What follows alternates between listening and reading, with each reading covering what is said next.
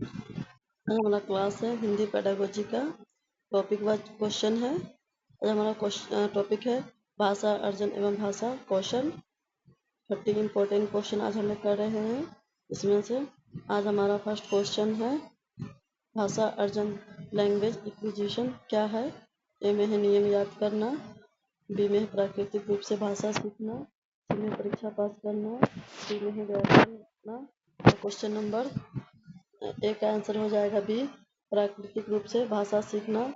अब हम चलते हैं क्वेश्चन नंबर टू में भाषा सीखने का सबसे प्रभावी माध्यम क्या है। ए में है रटना, बी में है अर्थपूर्ण संवाद, सी में है केवल व्याकरण, डी में है परीक्षा। तो क्वेश्चन नंबर टू का आंसर हो जाएगा बी, अर्थपूर्ण संवाद। अब हम चलते हैं क्वेश्चन नंबर थ्री में है LSRW का सही क्रम क्या है।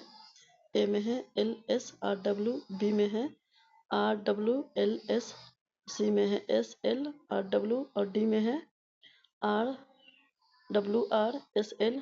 तो क्वेश्चन नंबर 3 का आंसर हो जाएगा ए। सबसे पहले बच्चा लिसनिंग करता है, सुनता है, फिर S फॉर स्पीकिंग करता है, बच्चा बोलता है, R फॉर फिर बच्चा रीडिंग करता है और W फॉर बच्चा फिर राइटिंग करता है। इस तरह हमारा सही क्रम बैठ रहा है। तो क्वेश्चन नंबर 3 का आंसर हो जाएगा ए। अब हम चलते हैं क्वेश्चन नंबर 4 में है भाषा अर्जन सबसे पहले किस कौशल से शुरू होता है। ए में है लेखन, बी में है पठन, सी में है श्रवण और डी में है बोलना। तो क्वेश्चन नंबर 4 का आंसर हो जाएगा सबसे पहले बच्चा सुनता है तो श्रवण कौशल हो जाएगा सबसे पहले। अब हम चलते हैं क्वेश्चन नंबर 5 में है भाषा कौशल कितने प्रकार के होते हैं। ए में है 2, बी में है 3, सी में है 4 और डी में है 5। तो क्वेश्चन नंबर 5 का आंसर हो जाएगा 3 कौशल होता है। ठीक है, तो सॉरी 4 क्वेश्चन होता है। क्वेश्चन नंबर 5 का हो जाएगा आंसर 4। अब हम चलते हैं क्वेश्चन नंबर 6 में है उत्पादक भाषा कौशल कौन से है। ए में है श्रवण पठन और बी में है बोलना लेखन और सी में है पठन लेखन और डी में है श्रवण बोलना। क्वेश्चन नंबर 6 का आंसर हो जाएगा बी, बोलना और लिखना को ही उत्पादक कौशल कहा जाता है। ठीक है, अब हम चलते हैं क्वेश्चन नंबर 7 में है गहनशील भाषा कौशल कौन से हैं। ए में है श्रवण पठन, बी में है बोलना लेखन और सी में है पठन लेखन और डी में है बोलना पठन। तो क्वेश्चन नंबर 7 का आंसर हो जाएगा ए। बच्चा जो ग्रहण करता है, सुनता है तो उसे ग्रहण करता है और पढ़ता है उसको बच्चा ग्रहण करके ही पढ़ता है। तो इसलिए हमारा क्वेश्चन नंबर 7 का आंसर हो जाएगा ए। अब हम चलते हैं क्वेश्चन नंबर 8 में है भाषा शिक्षण का मुख्य उद्देश्य क्या है। ए में है व्याकरण, बी में है संप्रेषण क्षमता, सी में है परीक्षा और डी में है गृहकार। क्वेश्चन नंबर 8 का आंसर हो जाएगा बी, संप्रेषण क्षमता। अब हम चलते हैं क्वेश्चन नंबर 9 में है भाषा अर्जन के लिए सबसे अच्छा वातावरण है। ए में है दंड, बी में है संवादपूर्ण और सी में है डर और डी में है मौन।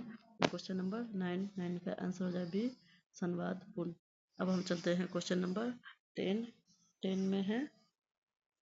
में है शिक्षक की भूमिका क्या है। ए में है व्याख्यान देना, बी में है भाषा प्रयोग के अवसर देना, सी में है केवल परीक्षा और डी में गृहकार। तो क्वेश्चन नंबर 10 का आंसर हो जाएगा बी, परीक्षा भाषा प्रयोग के अवसर देना। और हम चलते हैं क्वेश्चन नंबर टीचर की भूमिका होता है। क्वेश्चन नंबर 10 में शिक्षक की भूमिका होता है भाषा प्रयोग के बच्चों के अवसर देना। और हम चलते हैं क्वेश्चन नंबर 11 में है लिसनिंग भाषा कौशल का नाम है। लिसनिंग मतलब होता है सुनना। तो क्वेश्चन नंबर 11 का आंसर हो जाएगा श्रवण को ही सुनना कहा जाता है। तो क्वेश्चन नंबर 11 का आंसर हो जाएगा ए, श्रवण। अब हम चलते हैं क्वेश्चन नंबर 12 में है स्पीकिंग का अर्थ है। ए में है पढ़ना, बी में है सुनना, सी में है बोलना और डी में है लिखना। तो क्वेश्चन नंबर 12 का आंसर हो जाएगा स्पीकिंग मतलब होता है बोलना। तो स्पीकिंग का अर्थ होता है सी, बोलना।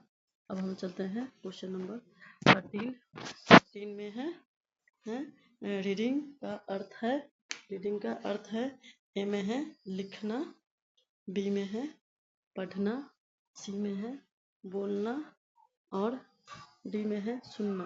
तो क्या बोला है रीडिंग, तो क्वेश्चन नंबर 13 का आंसर हो जाएगा हमारा बी पढ़ना। पढ़ने को ही रीडिंग कहा जाता है।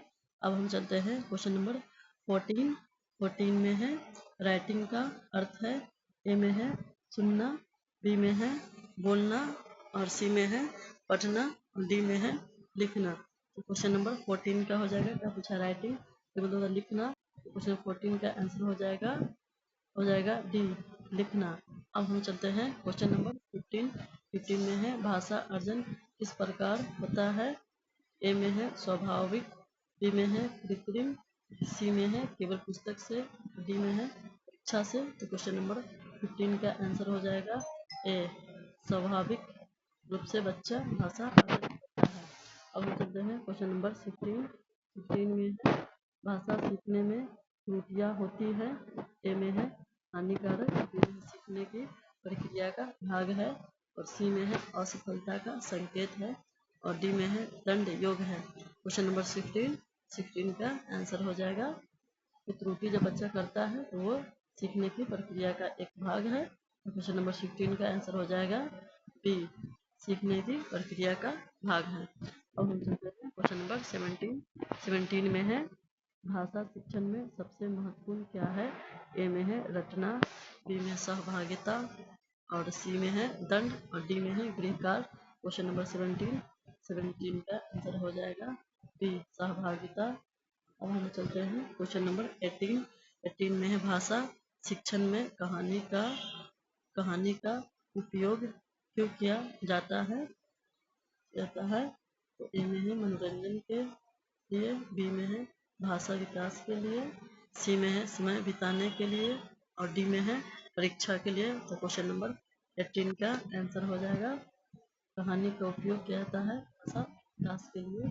तो क्वेश्चन नंबर 18 का आंसर हो जाएगा बी भाषा विकास के लिए। अब हम चलते हैं क्वेश्चन नंबर 19। 19 में है भाषा सीखने में सबसे अधिक सहायता से मिलती है, ए में है संवाद से, बी में है दंड से, सी में है रटना से, डी में है परीक्षा से। क्वेश्चन नंबर 19 का आंसर हो जाएगा ए संवाद से। अब हम चलते हैं क्वेश्चन नंबर 20। 20 में है भाषा अर्जन का सिद्धांत किससे जुड़ा है, ए में है स्वाभाविक अधिगम से, बी में है दंड से, सी में है परीक्षा से और डी में है अंक से। तो क्वेश्चन नंबर 20 का आंसर हो जाएगा ए स्वाभाविक अधिगम से। अब हम लोग चलते हैं क्वेश्चन नंबर 21। 21 में है क्वेश्चन नंबर 21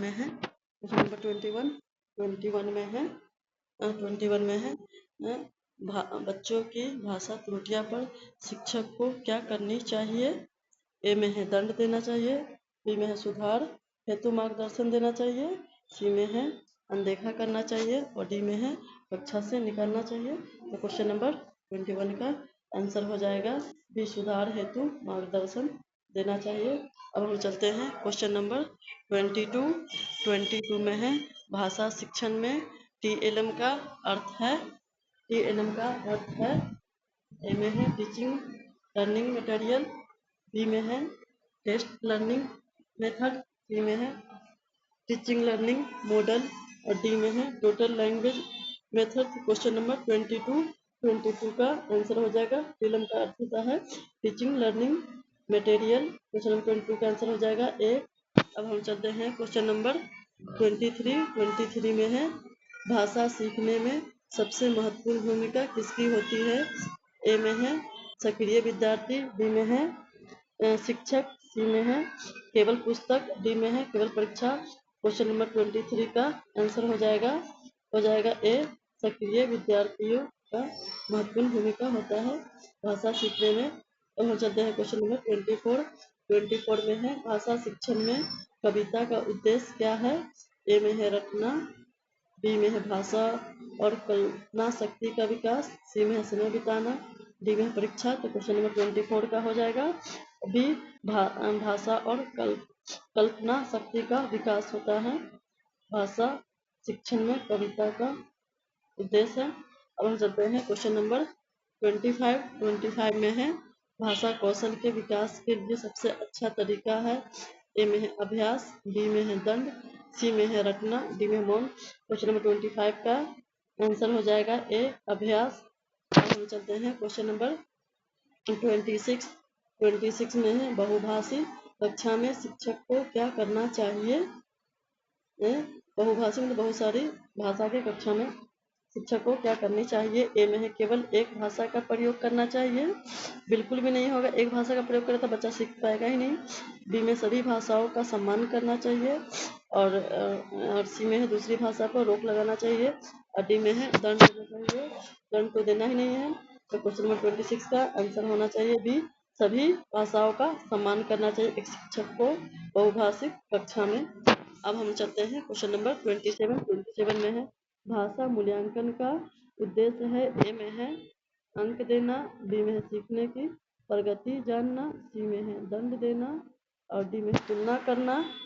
तो अंक देना तो होगा नहीं मूल्यांकन में, और दंड देना भी नहीं होगा, तुलना करना भी नहीं होगा। क्वेश्चन नंबर 27 का आंसर होगा सीखने की प्रगति जानना। मूल्यांकन टीचर इसलिए करता है बच्चा का, जिससे पता चलता है कि बच्चा ने कितना भाषा सीखा है और कितना नहीं सीखा है, इसलिए बच्चा मूल्यांकन करता है। तो क्वेश्चन नंबर 27 का आंसर हो जाएगा बी, सीखने की प्रगति जानना। अब हम चलते हैं क्वेश्चन नंबर 28 में है भाषा शिक्षण किस प्रकार पर आधारित होना चाहिए। ए में है बाल केंद्रित दृष्टिकोण, और बी में है शिक्षक केंद्रित दृष्टिकोण, सी में है रटने पर, और डी में है परीक्षा पर। तो क्वेश्चन नंबर 28 का आंसर हो जाएगा ए, बाल केंद्रित दृष्टिकोण होना चाहिए भाषा शिक्षण। शिक्षक केंद्रित तो नहीं होगा, रटने पर तो होगा ही नहीं, परीक्षा पर भी नहीं होगा। हमारा क्वेश्चन 28 का आंसर हो जाएगा ए। अब हम चलते हैं क्वेश्चन नंबर 29 में है भाषा अर्जन का सबसे महत्वपूर्ण आधार क्या है। ए में है संप्रेषण, बी में है दंड, सी में है परीक्षा, और डी में गृहकार्य। तो क्वेश्चन नंबर 29 का आंसर हो जाएगा ए संप्रेषण। अब हम चलते हैं क्वेश्चन नंबर 30 में है सीटेट में भाषा शिक्षण किस दृष्टिकोण पर आधारित है। ए में है रटने पर, बी में है रचनावादी मतलब कॉन्स्ट्रक्टिविस्ट दृष्टिकोण पर, और सी में है दंड पर, और डी में है केवल व्याकरण पर। तो क्वेश्चन नंबर 30 का आंसर हो जाएगा बी, रचनावादी दृष्टिकोण पर। नवे दृष्टिकोण पर इस तरह हम लोगों ने 30 क्वेश्चन को सॉल्व किया है, और आप लोग भी अपना मिला लीजिएगा कि आपने कितना सही किया है कितना गलत किया है। सारा का आंसर नीचे वाले पेज पर दिया हुआ है, आप लोग देख के सॉल्व कर लीजिएगा। 30 क्वेश्चन में से आपका कितना सही हुआ है और कितना गलत हुआ है। अब हम लोगों ने जो भी क्वेश्चन करेंगे टॉपिक वाइज करेंगे, चाहे वो CBT का हो या EVS का हो या लैंग्वेज का हो, टॉपिक वाइज करेंगे, ज़्यादा बेहतर आप लोग को समझ में आएगा। आज के लिए इतना ही।